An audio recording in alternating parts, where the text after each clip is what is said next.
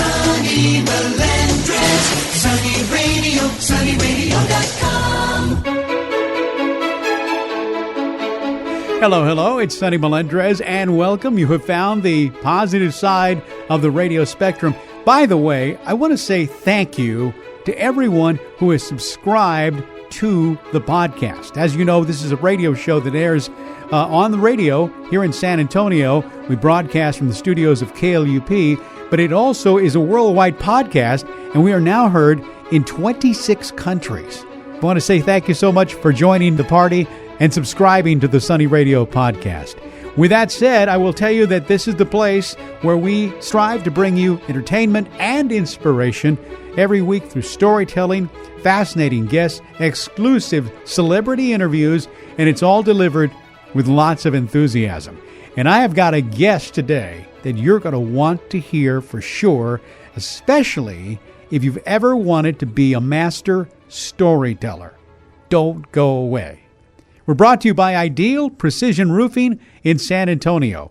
You know, every year, different parts of the country have different times, but here in San Antonio, South Texas, it's usually around April, May, and starts sometimes in March. It's hail season. That's right. It's like a corridor of where hail happens. And what happens is that a lot of homeowners don't expect it, and sometimes it may be your house and not the house next door. It's that kind of a happenstance. So you want to make sure that when the time comes and you do need to have that roof repaired because of the hail damage, you call Ideal Precision Roofing in San Antonio. They are an Owens Corning Platinum Preferred contractor. That puts them in the 1% of the best contractors in the country, and they're located right here in San Antonio. So, if you've got hail damage, don't wait. Call Ideal Precision Roofing in San Antonio at 210-485-1553. Or visit them at idealprecisionroofing.com and tell them that Sonny Melendrez sent you. And now, on with the show. Sonny Radio, sonnyradio.com, San Antonio.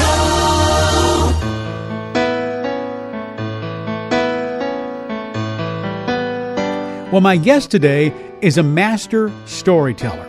He's a director, a producer. He is a public relations professional, and he joins us from his office here in San Antonio. A big welcome to Darrin Wylie. How are you, Darrin? I am great, Sonny. It's a great time, and I have so much going on that's so exciting, and so I just found out that my daughter won the middle school science fair. So I'm very excited. How very wonderful. Excited. And what is her name? My daughter's name is Allison. Allison. All right. Congratulations to Allison Wylie. Officially the big winner. All right. Congratulations. All right. Well, I want to start out with you as a youngster, because I heard a story recently about the fact that you had your life changed when you were working at a restaurant.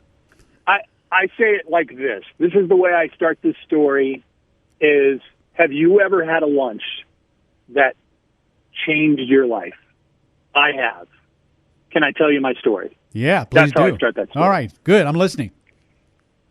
So I grew up in San Antonio, and like a lot of San Antonio kids, I had those summer and night jobs, and I was a waiter. And so I've worked at some of the most legendary restaurants in San Antonio. Really? Yeah. But this story happened at Barbados. Do you remember Barbados? I do.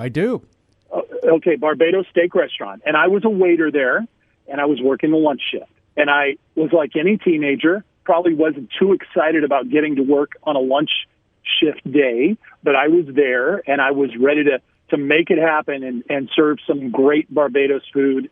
I love that restaurant. It was awesome. And so I came in for the lunch shift, and I was looking at my tables, and I had a six-top. And so I was very excited. I was like, that's a pretty good tip. And I start to go over and lay out the glasses on the six-top, and it's a very different conversation than what I was used to hearing. They were talking about radio and a morning show and it turns out, do you remember Sonny Rio and Hector Reyes? Oh, from absolutely. Q96? Oh, yeah. No, they're good friends of mine. I love those guys. Okay. Okay. Well, Sonny and Hector were with the station manager. I think program director actually was his official title, and they had some other people at the table. Okay. Yeah. So I'm 18, right? Yeah. And what does every 18-year-old think that every DJ has just like sitting in their pocket, just waiting to hand out? Concert tickets.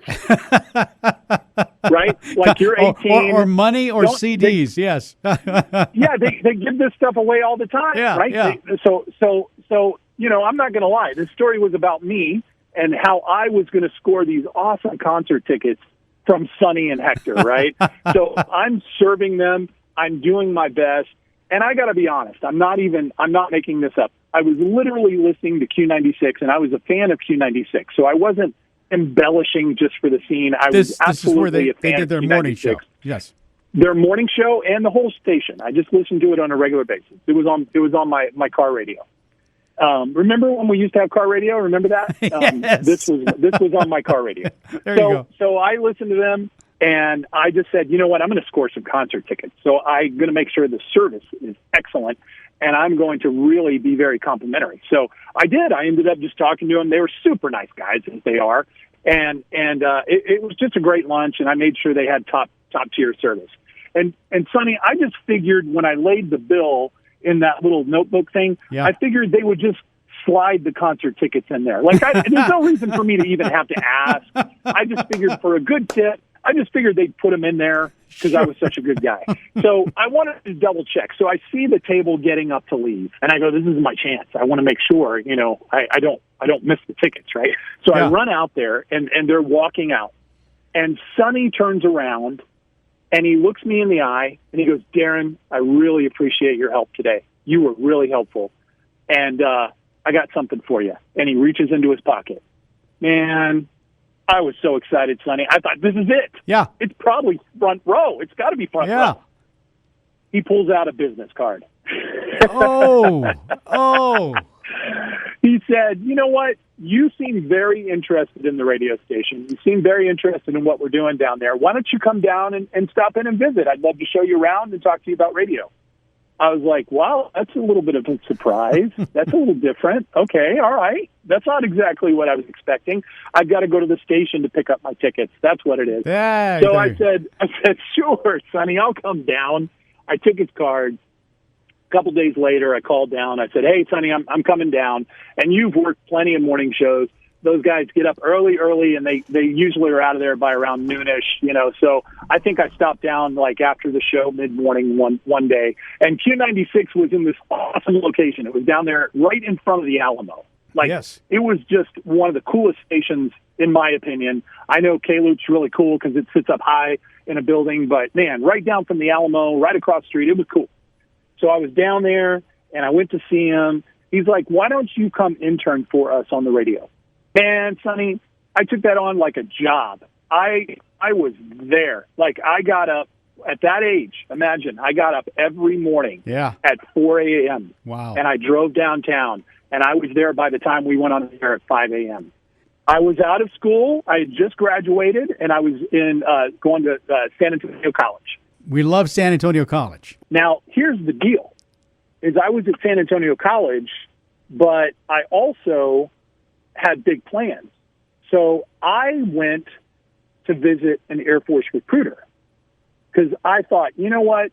I need to make a big change. I need to make a big step forward. So I go into the Air Force recruiter, and I visit with her, and she says, so you're a broadcaster? I said, yeah, I'm a broadcaster. I mean, I work at Q96. Right. She's like, you work there? I said, well, I intern there. I don't actually get paid, but I kind of get paid in concert tickets. It's great. She's like, okay, that's great.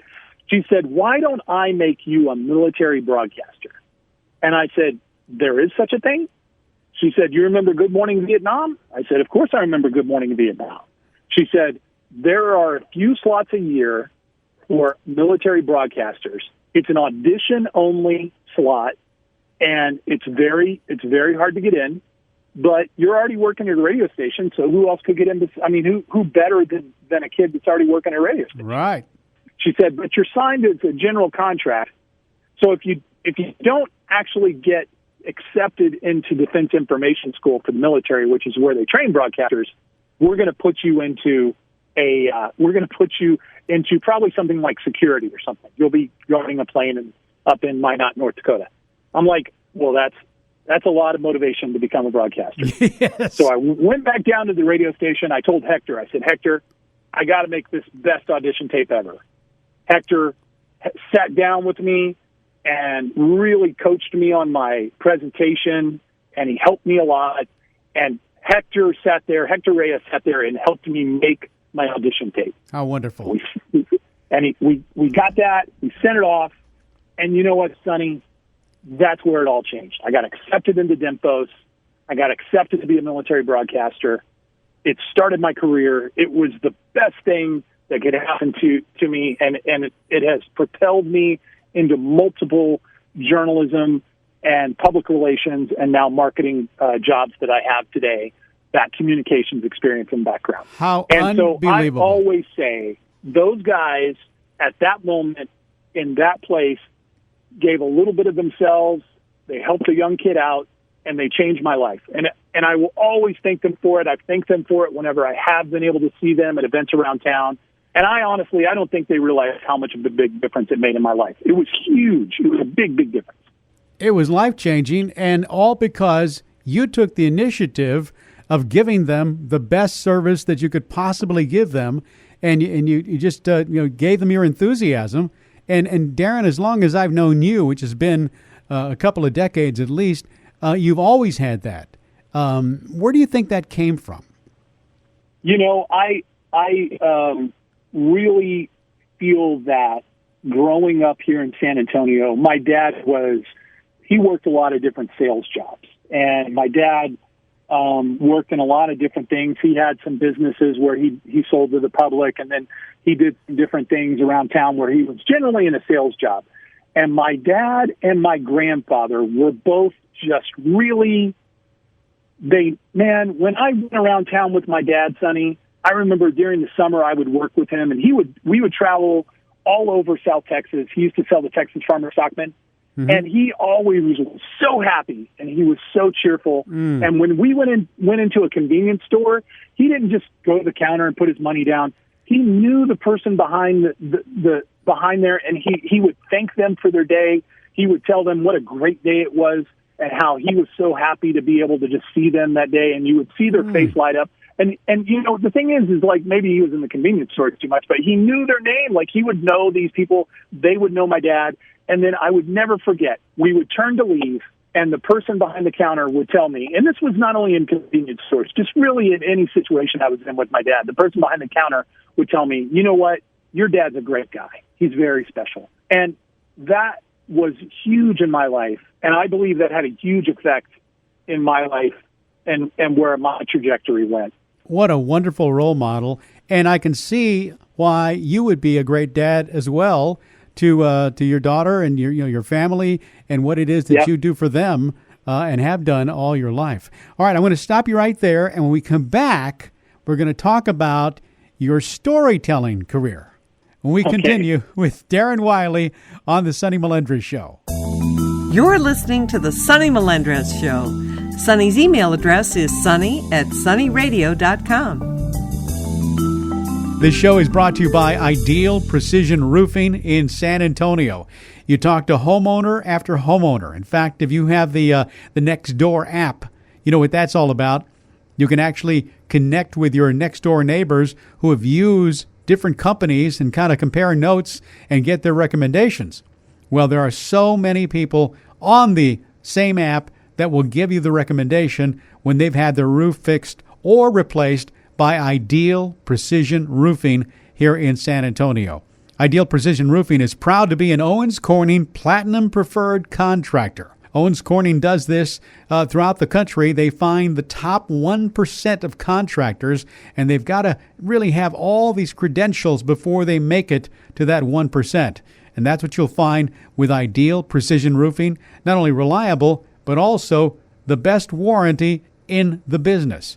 So if you think you've got hail damage, or you just need your roof repaired because it's seen better days. Call them at 210-485-1553. That's 210-485-1553, or visit them at idealprecisionroofing.com and tell them that Sonny Melendrez sent you. Sunny Radio, sunnyradio.com.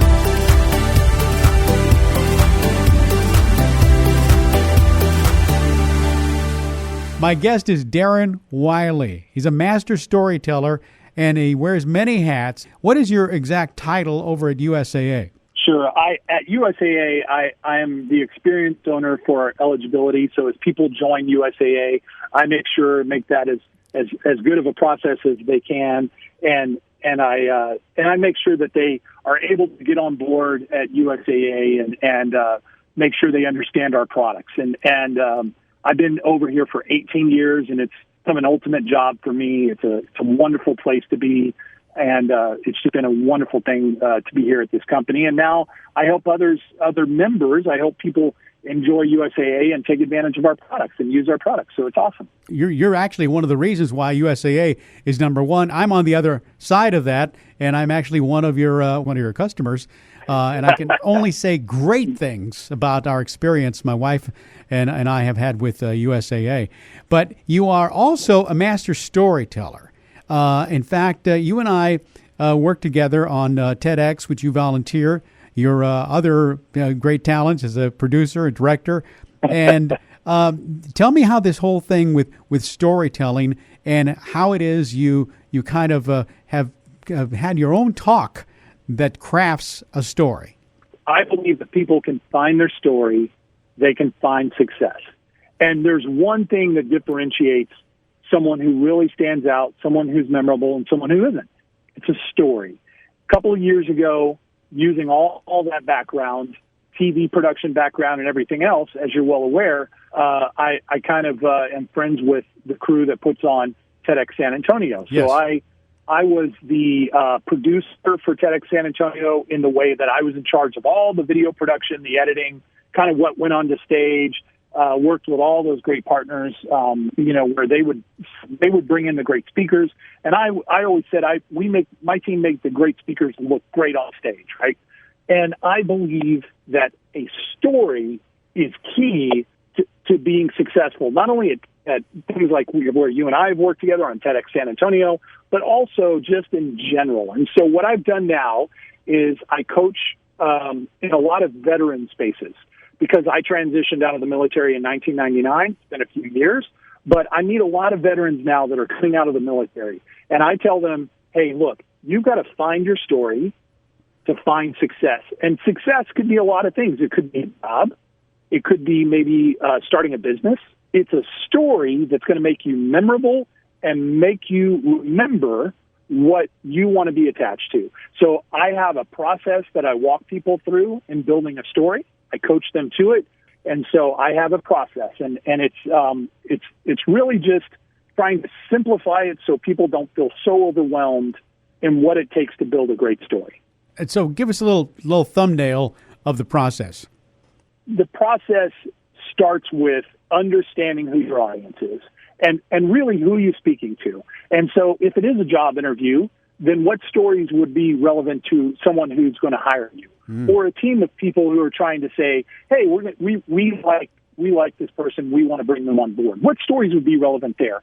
Or are you speaking to a large audience? Or are you talking to Sonny, Melendrez on his radio show, and you want to talk about how to get people excited about storytelling? So know your audience. That's the first thing. The second thing really comes from my days working in the media.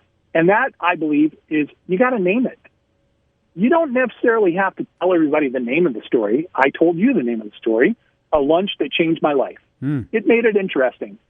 It also made me focus, because I actually went a couple of different directions with that story, but I didn't get too far outside of the storyline, because I stuck to the basic idea that I'm going to tell Sonny about a lunch that changed my life. So everything I tell on that story needs to contribute back to that title. Then you've got to have details. So details can be a lot or a little. It's probably somewhere in between. You have to actually have names of people.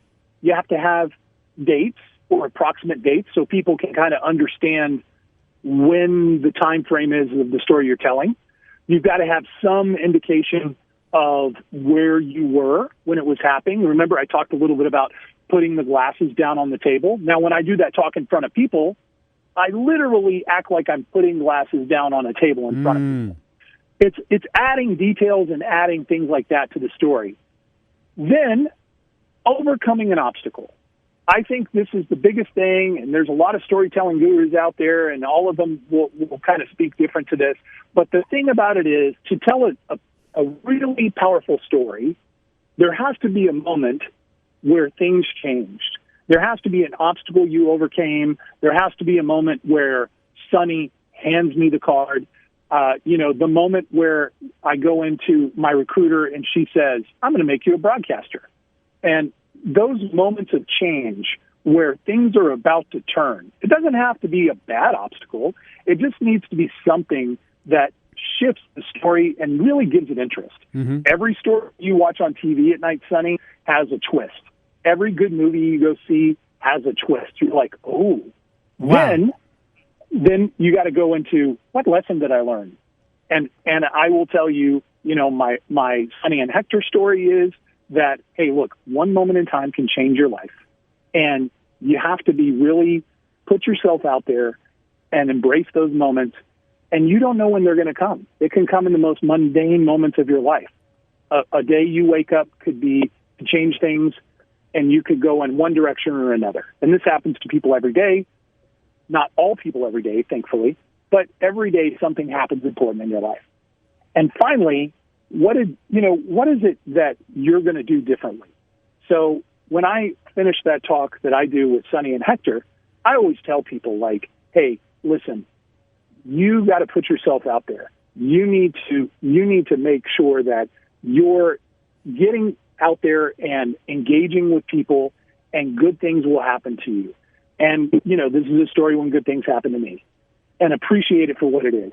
I will tell you, Sonny, I remember you standing on stage to this day and talking about your childhood, and I can see it in my mind, you getting up on that stand and making phone calls in that payphone, like you talked about in your dad's barbershop. Yeah. I just see it. Like, I just can see little Sonny, like, getting up there and doing that, and your excitement. And I will probably, I think, always remember that from your talk. And so those details are super important. And from that, you said, hey, it's tenacity and it's enthusiasm that are going to get you through. And I'll always remember you sharing that and you teaching that and me learning that from you. Wow. It's powerful. And, and now I will have the same movie in my head of a lunch that changed your life. What you've done is you've actually packaged this wonderful ability that we all have and given us kind of a roadmap of how to tell a story. I think, I forgot one of my steps, and frankly, it's the most important step, Sonny, and that is practice.